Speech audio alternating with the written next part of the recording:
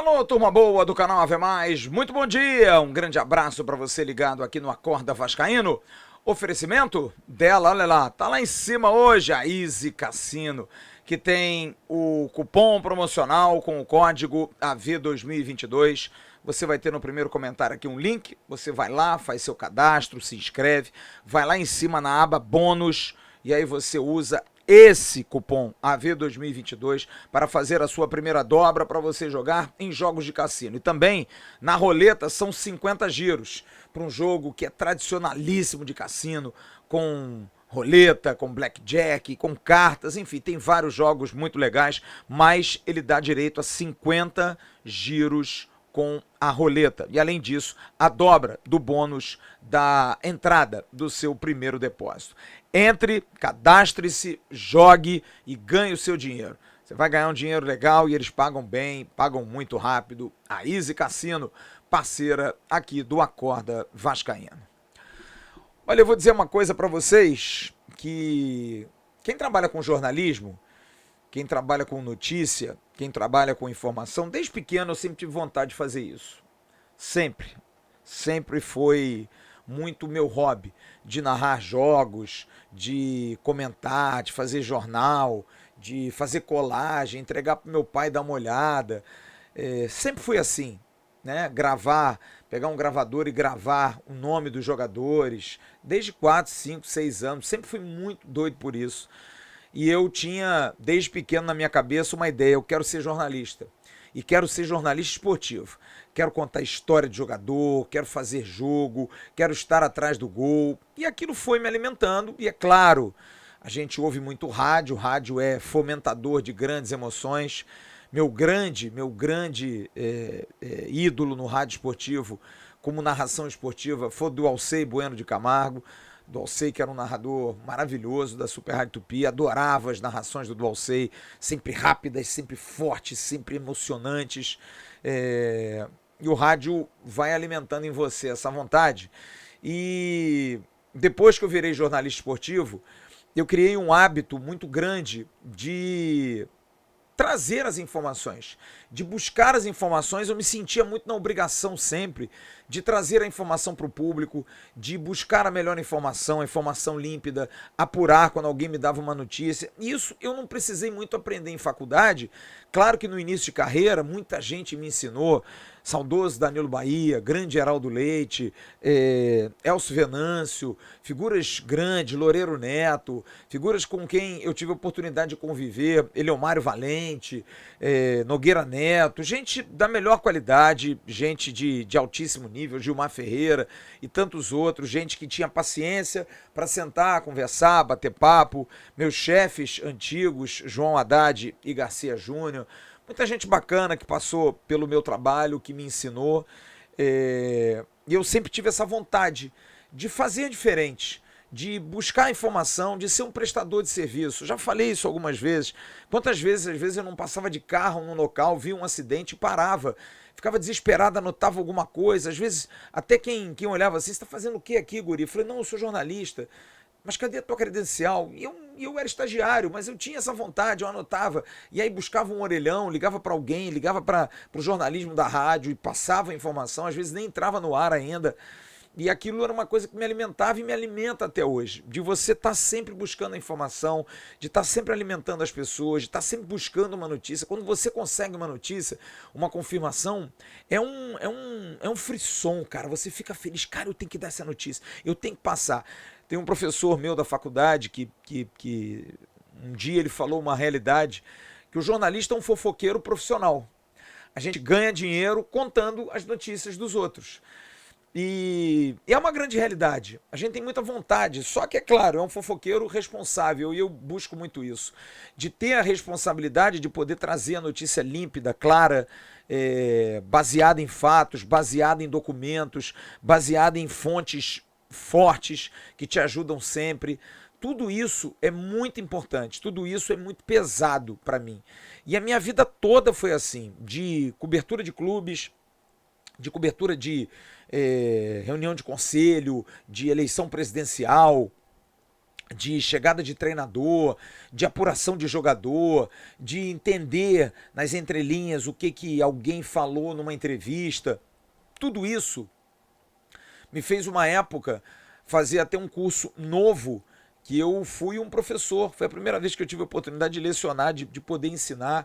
Foi uma palestra, na verdade, que era sobre técnicas de entrevista, que era algo que eu buscava muito, queria sempre fazer uma boa entrevista. Eu aprendi com um grande gênio da comunicação, Marco Aurélio Visão, que trabalhou comigo na Super Rádio Tupi, que hoje, se eu não me engano, está na Rádio Brás, está na Rádio Nacional, não sei onde está o Marco Aurélio, eu o sigo até no Facebook, mas não tenho contato com ele. O Marco Aurélio virava-se para a gente no estúdio e falava assim: eu vou fazer esse cara chorar. E era muito legal, porque ele tinha um negócio assim para buscar do entrevistado uma declaração, uma informação, que eu ficava admirado. Eu falava, cara, que cara é esse? Eu preciso pegar essa técnica. E eu comecei a entender de que é importante que você domine a entrevista, de que você busque o cara, que se o cara falar A, que é algo tão importante, que você não siga um script, pule para o B. Você esquece o B um pouquinho, continua no A, que dali você pode tirar uma grande resposta. Tem muita coisa legal, muita coisa interessante que eu fui aprendendo com o tempo. E eu estou falando isso tudo para vocês porque eu fico muito frustrado quando eu não consigo dar uma informação, quando eu não consigo dar um noticiário, quando eu não consigo fazer o meu trabalho limpo.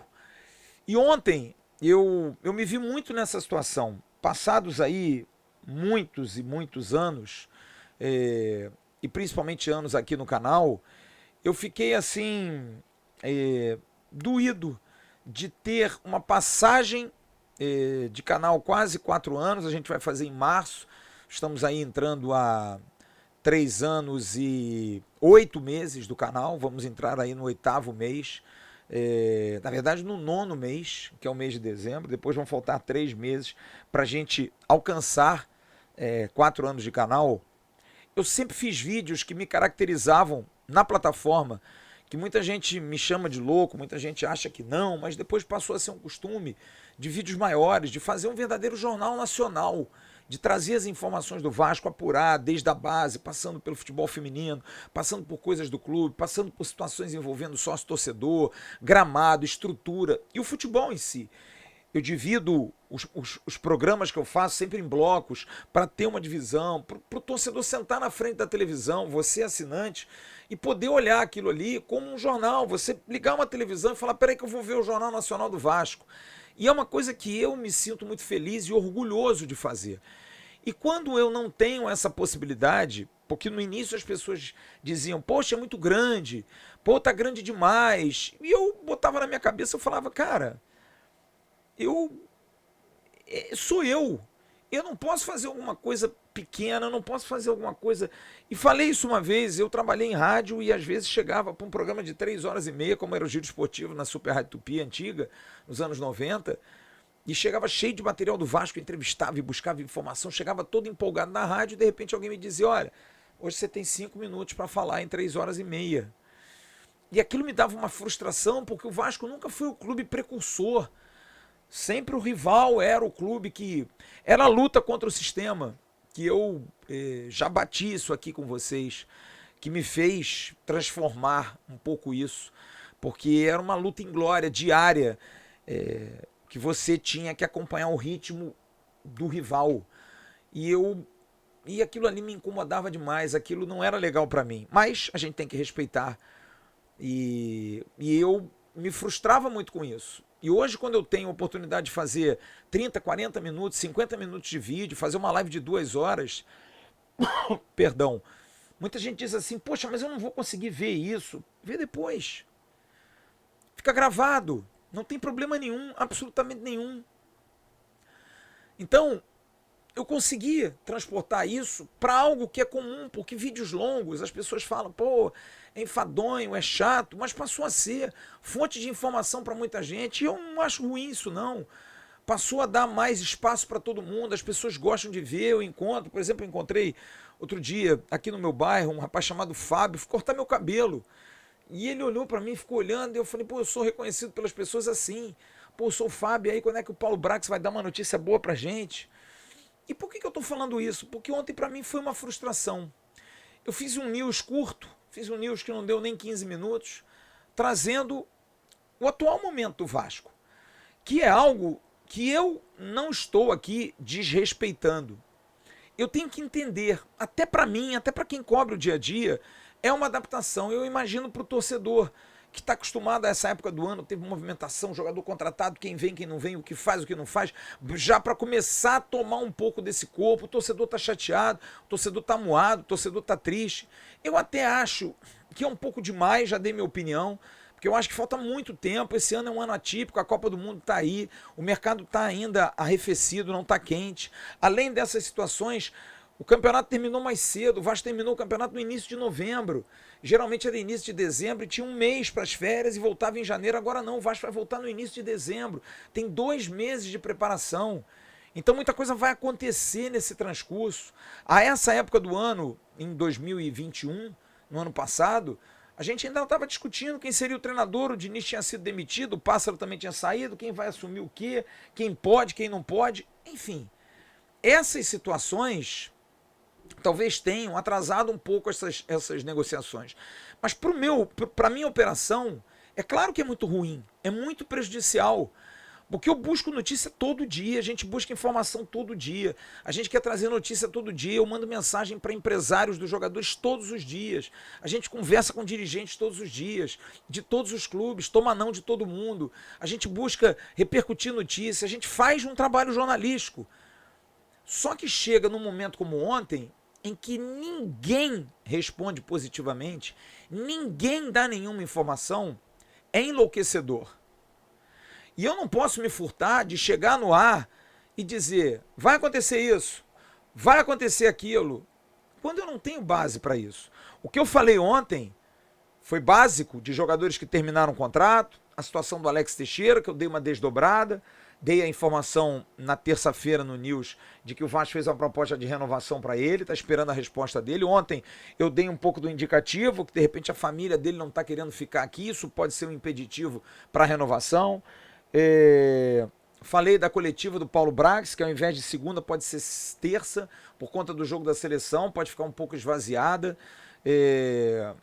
Alguns jogadores que estão na bica para vir para o Vasco esperando a definição do clube, quanto a propostas para os clubes de onde eles são, preferem esperar porque acreditam no projeto, então todas essas situações eu passei. Mas desculpe, tudo notícia sem assim grande repercussão. E não adianta eu abrir um vídeo, falar meia hora e ficar cozinhando sobre isso. Quando tem, anteontem, por exemplo, nós fizemos um ótimo news com um jornalista dos Estados Unidos, o Fernando Andrade, brasileiro, que está desde 2016 em Orlando, falou do Júnior Russo, falou do torneio, falou da questão da internacionalização da marca, falou da 777, um cara que está antenado, está ligado, é vascaíno. Todas essas situações a gente trouxe numa live, como a gente entrevistou sexta-feira passada, pouca gente entendeu. O Gabriel Poveda, que era um jogador que foi artilheiro da Série B, fez gol no Vasco nos 2 jogos, especulou-se o nome dele no Vasco, é vascaíno. Só que chega uma hora que a gente coloca assim, para. Porque passa a ser a gente o alvo de uma crítica que, desculpe, é infundada. É completamente desproporcional, a gente só traz notícia. A gente só traz informação. Então o esforço que a gente faz diário, quando começa a bater na parede e não ter o retorno, não dá pra gente vir aqui e inventar notícia. Esquece isso. Esse verbo não vai acontecer nunca na plataforma. Ou a gente tem a notícia ou a gente não tem. Eu brinco aqui com o pessoal. Ou se tem, tem. Não tem, não tem. Acabou-se. Então eu fiquei muito frustrado ontem porque a operação no Vasco tá assim. Fechada, sigilosa. Eu espero que com a chegada do Paulo Brax hoje, isso possa ser aberto, explicitado. Provavelmente virão coisas novas, não há dúvida. O Vasco vai ter um treinador, o Vasco vai ter um time, vai ter jogadores, não há dúvida nenhuma disso. A gente vai ter oportunidade de entender essas situações extracampo institucionais que vão ficar cada dia mais difíceis da gente dar uma justificativa ao torcedor. O que o Vasco está fazendo nos bastidores? O Vasco está pagando as suas situações fiscais, está pagando as situações, está pagando a dívida. A gente está tendo algum retorno em relação à questão do plano de sócio-torcedor. E o Vasco se manifesta como? Presidente Salgado e o Duque Estrada. A gente está cobrando aqui. Eles fazem parte da SAF, precisam se manifestar, precisam falar. Então, todas essas situações a gente vai ter uma oportunidade. Porque eu quero trazer o Luiz Melo aqui no canal para a gente falar, quero trazer o Brax aqui. O Brax precisa falar para um público torcedor como é o do canal Atenção Vascaínos, da plataforma. Então, eu só estou fazendo esse papo hoje aqui com vocês como uma maneira de dizer também o quão frustrante é para nós ter essa dificuldade, que a gente espera que acabe, que a gente espera que possa melhorar, que a gente espera que possa dar um retorno em breve ao torcedor, porque o torcedor do Vasco está agoniado, está angustiado, está preocupado, e eu não tiro a razão, apesar de, volto a dizer, achar que vai andar, a coisa vai andar. Eu acho que essa febre toda é muito por conta do costume, da cultura, mas acho que não pode ficar tão distante assim. Espero que já na semana que vem, com o Paulo Brax aqui, a gente possa perguntar, vai ser sempre assim, Paulo? Vocês não vão estar junto do torcedor, dando satisfação, se contratar alguém, se renovar? É preciso. Houve uma época no Vasco, há uns anos atrás, que a questão do departamento médico era fechada. Eu falei, gente, é fechada para o adversário. Tudo bem, mas durante a semana dá um panorama, é um jogador importante, vai voltar, não vai voltar. Faça um boletim médico, pelo menos. E a gente está ali no dia a dia, porque a gente está como representante de vocês. A gente está ali para dizer, o torcedor quer saber. Dá para você perguntar, a gente faz isso, porque dá a impressão que a gente não faz isso. E é isso que é uma coisa que me chateia tanto.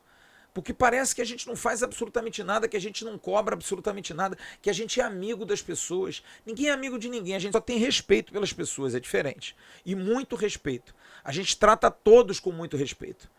Eu não estou aqui esculhambando porque não tem notícia, porque seria covarde da minha parte. Olha, é um absurdo isso, não libera as notícias. Pô, sacanagem. Não tem competência, não se estabeleça, cara amigo.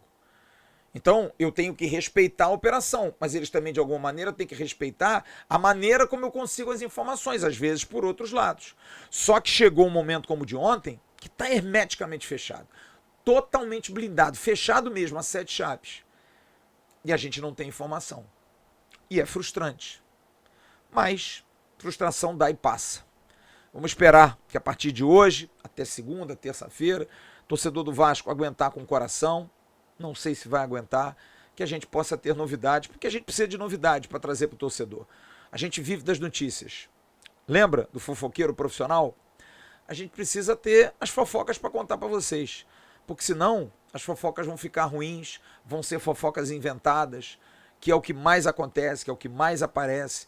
E quem sai prejudicado nessa história? O próprio Vasco, que precisa ser mais inteligente nisso. Precisa ser um pouco mais inteligente nisso. Mas volto a dizer, a gente respeita, mas espera que isso possa mudar um pouco. E isso, com certeza, a gente vai cobrar. Ok? Desculpe. Ontem não foi do jeito que eu gosto. Pode ter certeza. Não há ninguém mais frustrado do que eu num momento como esse. Senão, eu poderia estar aqui tranquilaço. Mas não estou. Eu quero informar vocês. Afinal, como eu disse no início desse vídeo, desde a minha infância, tudo foi sempre ter a informação e passar para o próximo. É chegar na janela de casa onde eu morava e contar para o meu pai: pai, o vizinho está brigando com a vizinha. Pai, o fulano trocou de carro. Pai, tem uns caras estranhos na rua. Sempre contei minhas notícias. Desde que notícia era notícia. Não posso ficar sem elas. A notícia é o ar que eu respiro. Grande abraço. Daqui a pouco tem um Bom Dia Gigante com Emerson Rocha. Tchau.